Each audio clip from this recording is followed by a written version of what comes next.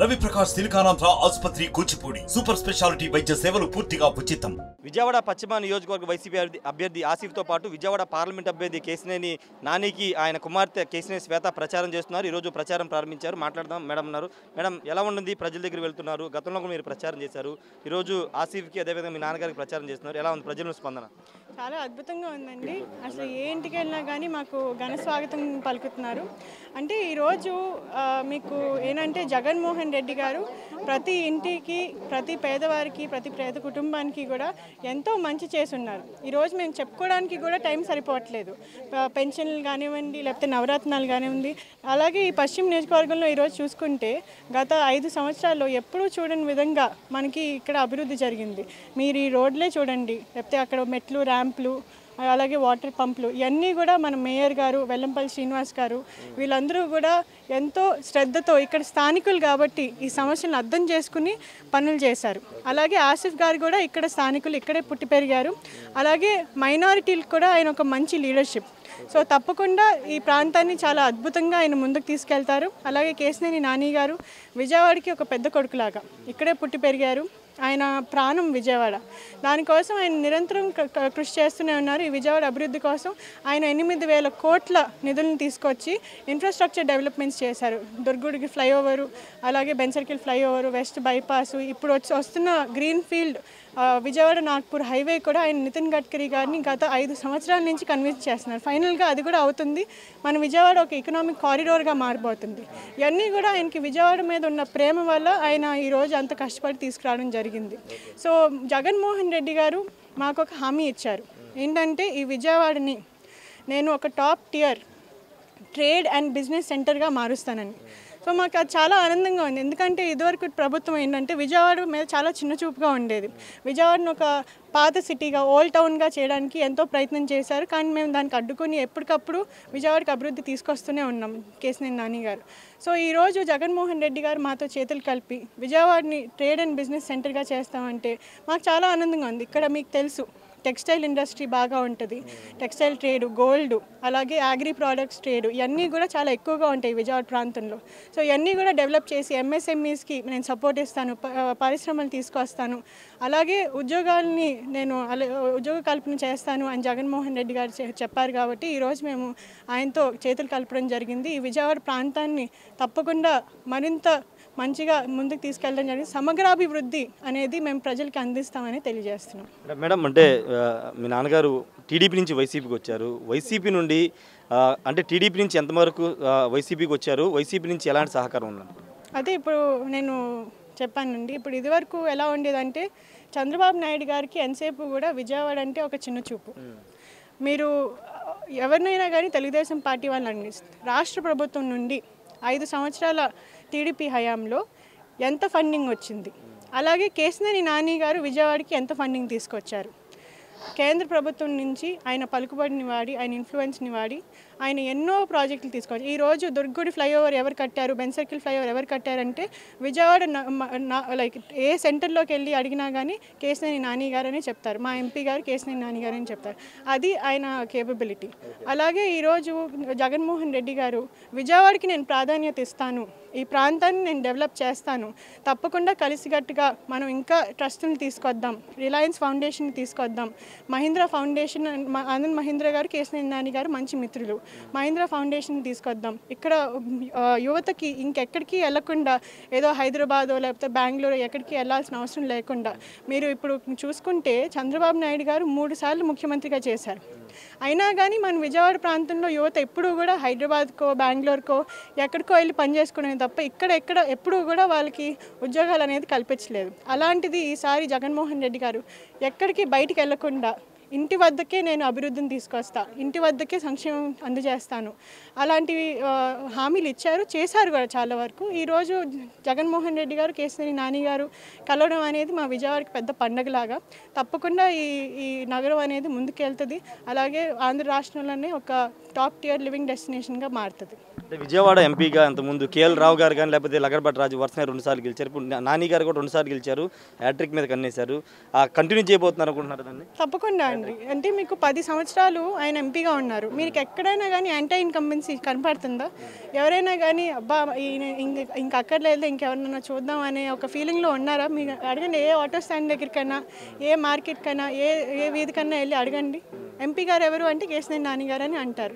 విజయవాడ ప్రజలు ఇంకెవరిని కూడా ఎంపీగా ఊహించుకోలేరు. ఎందుకంటే 60 సంవత్సరాలు వెనుకబడి ఉన్న ప్రాంతాన్ని ఆయన 10 ఏళ్ళ ఎంపీ టైంలో ఆయన చాలా అభివృద్ధి చేశారు. కళ్ళకు కట్టుకున్నట్టు కనపడుతుంది ఈరోజు కేశినేని నాని గారు చేసిన అభివృద్ధి. సో ఇంకెవరినైనా ఎందుకు కోరుకుంటారు ప్రజలు? అంటే టీడీపీ వాళ్ళు ప్రధానంగా మీ నాన్నగారి మీద చేసిన ఆరోపణ, టీడీపీలో ఉండి కోవర్ట్ ఆపరేషన్ చేశారని ఒక విమర్శల్ని ఏ విధంగా చూస్తారు వాటిని?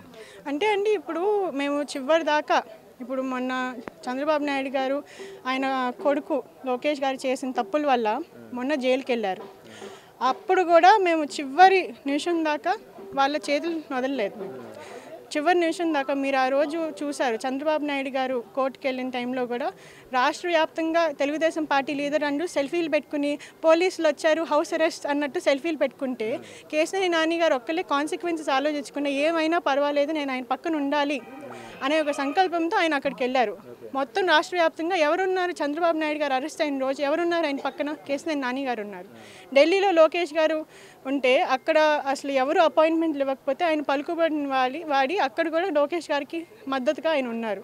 మరి మేము పార్టీలోంచి బయటకు వద్దాం అనుకుంటే ఎందుకు ఇవన్నీ చేస్తాము? అలాగే 2019 ఎలక్షన్స్ తర్వాత మాకు ఎన్నో ఆఫర్లు వచ్చినాయి పార్టీ మారమని చెప్పి. బీజేపీ నుంచి ఆఫర్లు వచ్చినాయి, చాలా మంచి పొజిషన్స్ ఇస్తామని కూడా చెప్పారు. కానీ ఎప్పుడు మారలేదే.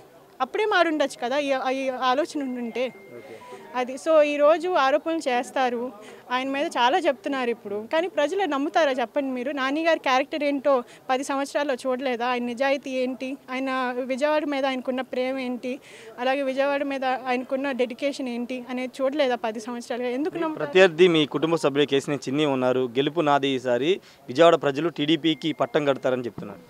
అంటే ఆయన అలా ఊహల్లో బతుకుతూ ఉంటారు అలాగే. కానీ మీరు ఈ కొండ ప్రాంతంలో మీరు ఈరోజు తిరుగుతున్నాము, ప్రతి ఒక్కళ్ళు కూడా బయటకు వచ్చి మరి మేము వాళ్ళకి అప్రోచ్ అయ్యే ముందు బయటకు వచ్చి మేము జగన్ అన్నకే ఓటేస్తాము, వైఎస్ఆర్సీపీకే ఓటేస్తాము, నాని గారిని గెలిపించుకుంటాము, ఆసిఫ్ గారిని గెలిపించుకుంటాము వాళ్ళంతా వాళ్ళే చెప్తున్నారు. ఎందుకంటే అంత మంచి పాలన వాళ్ళు 5 సంవత్సరాలుగా చూశారు. 2 సంవత్సరాలు కోవిడ్ ఉన్నా కానీ ఆయన ఫస్ట్ టైం ముఖ్యమంత్రి అయినా కానీ ఎంతో సాధించారు. నేను వాలంటీర్ల ద్వారా అసలు ఎక్కడ దేశంలోనే లేని వ్యవస్థ ఇది, వాలంటీర్ వ్యవస్థ ఫస్ట్ టైం మన ఆంధ్రప్రదేశ్లో పెట్టి ఇంటి వద్దకు పాలనని ఆయన అందించారు. అలాగే మీరు చూస్తున్నారు, స్కూళ్ళు కానివ్వండి, హెల్త్ కేర్ కానివ్వండి, అన్ని రకాలుగా పేద ప్రజలను ఆదుకున్నారు జగన్మోహన్ రెడ్డి గారు. అలాగే కేశినేని నాని గారు ఎవ్వరూ చేయలేని విధంగా, కొంతమంది అయితే అసలు ఇక్కడ ఫ్లైఓవరు ఇది ఒక పిచ్చోళ్ళ కాల, ఇది అసలు అసాధ్యమైన పని, ఇటువంటివి కూడా ఆయన సుసాధ్యం చేసి చూపించారు. సో ఇంకెవరికైనా ఎందుకు ఓటేస్తారు? పొలిటికల్ టూరిజం అనేది టీడీపీలో మీరు ఈరోజు చూస్తున్నారు.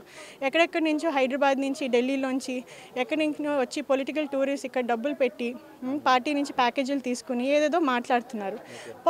ఎలక్షన్ తర్వాత మళ్ళీ హైదరాబాద్కి, ఢిల్లీకి వాళ్ళు రిటర్న్ వెళ్ళిపోతారు. ఇక్కడ ఉండేది మేము స్థానికులు, విజయవాడలో ఉండేది కేశినేని నాని గారు. అలాగే ఇక్కడ మీరు ఎవరినైనా చూసుకోండి, 7 వైఎస్ఆర్సీపీ క్యాండిడేట్స్ అందరూ కూడా స్థానికులు, అందరూ కూడా ఇక్కడ డెడికేషన్తో పనిచేసేవాళ్ళు. ఫైనల్గా శ్వేత గతంలో కార్పొరేషన్ ఎన్నికల్లో యాక్టివ్గా పనిచేశారు, ప్రత్యక్ష ఎన్నికల్లో రాలేదని చెప్తారు? లేదండి, నాకు ఎప్పుడూ కూడా పాలిటిక్స్ మీద ఆశ లేదు. నేను కార్పొరేషన్ ఎలక్షన్స్లో కూడా పోటీ చేయడానికి కారణం చంద్రబాబు గారు ఆ రోజు చాలా మమ్మల్ని ఇబ్బంది పెట్టి నన్ను పాలిటిక్స్లోకి తీసుకొచ్చారు. నేను ఒక మంచి ఉన్నత స్థానంలో ఉన్నాను. టాటా ట్రస్ట్లో నేను రతన్ టాటా గారి పక్కన కూర్చున్నది.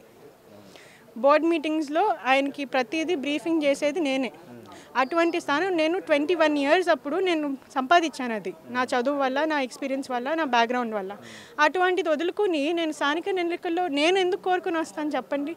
ఆయన ఆ రోజు నన్ను తీసుకొచ్చారు, లేదు పార్టీకి మీ అవసరం ఉంది అని. ఎప్పటికప్పుడు పార్టీకి అవసరం ఉన్నప్పుడు మేము నిలబడ్డాం.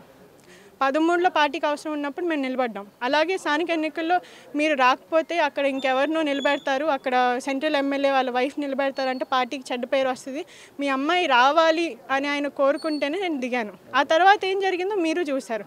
25 సంవత్సరాలు నాకు మేయర్గా పోటీ చేసినప్పుడు మేయర్గా పోటీ చేసినప్పుడు 25 సంవత్సరాల పిల్లని కూడా ఆయన వెన్నుపోటు పొడిచారంటే ఎటువంటి క్యారెక్టర్లు ఈ టీడీపీలో ఉన్నారని మీరు ఆలోచించారు. ఒకటే చెప్తున్నారు, తెలుగుదేశం పార్టీ వెన్నుపోటు పొడిచిందని చెప్తున్నారు. అంటే విజయవాడ పార్లమెంటుకు సంబంధించి కేశినేని నాని అడ్డా అని చెప్తున్నారు. ప్రతి ఒక్కరు బ్రహ్మరథం పడుతున్నారని కేశినేని శ్వేత చెప్తున్నారు. విజయవాడ పార్లమెంటుతో పాటు పార్లమెంట్లో ఉన్నటువంటి 7 అసెంబ్లీ అభ్యర్థులంతా కూడా స్థానికులే, ఎక్కడి నుంచో ఢిల్లీ నుంచో లేకపోతే హైదరాబాద్ నుంచి వచ్చిన వాళ్ళు కాదు, పూర్తిగా ఇక్కడ వాళ్ళే స్థానికులే. కాబట్టి ప్రజలు వాళ్ళందరికీ పట్టం కడతారని కేశినేని శ్వేత చెప్తున్నారు. Camera person నానితో Rayesh RTV Vijayawada నుండి. మరిన్ని వీడియోస్ కోసం ఛానల్ ని సబ్స్క్రైబ్ చేయండి, లేటెస్ట్ అప్డేట్స్ కోసం వాట్సాప్ ఛానల్ ని ఫాలో చేయండి అండ్ లింక్ డిస్క్రిప్షన్ లో ఉంది.